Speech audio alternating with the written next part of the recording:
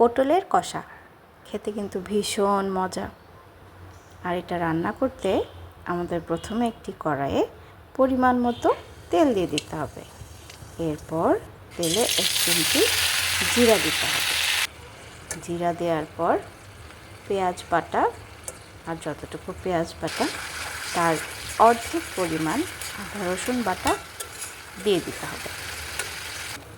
এরপর ধীরে ধীরে লবণ, হলুদের গুঁড়া, অল্প মরিচের গুঁড়ো, তারপর জিরা গুঁড়া সামান্য, যেহেতু আমি আগে জিরা দিয়েছি, পর ধনিয়া গুঁড়া দিয়ে ভালো মতো নেড়ে মিশিয়ে নিতে হবে। মিশিয়ে নিয়ে বেশ খানিকটা সময় ধরে কষিয়ে নিতে হবে। যখন দেখব মশলা কষে যে তেল ভেসে উঠেছে, ঠিক এরকম, তখন আমি এর মধ্যে কেটে রাখা পটলগুলো সুন্দর মতো দিয়ে দেব।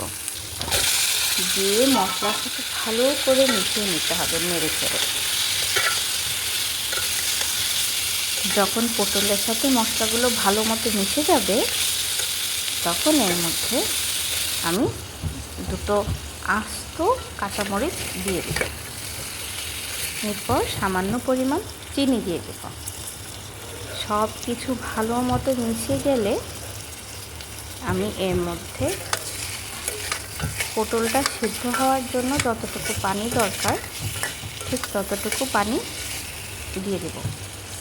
পানি দিয়ে ভালো মতো নেড়ে টেড়ে আমি এটা ঢাকনা দিয়ে ঢেকে সিদ্ধ হতে দেব। আর হ্যাঁ, চেষ্টা করবেন একটু কচি পটল নেওয়ার জন্য, তাহলে খেতে কিন্তু বেশ মজা লাগে।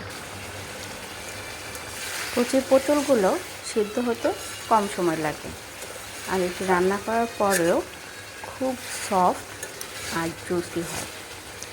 আমার কাছে খেতে খুব ভালো লাগে। আমার 4 বছরের ছেলেও এটা খুব পছন্দ করে খায়।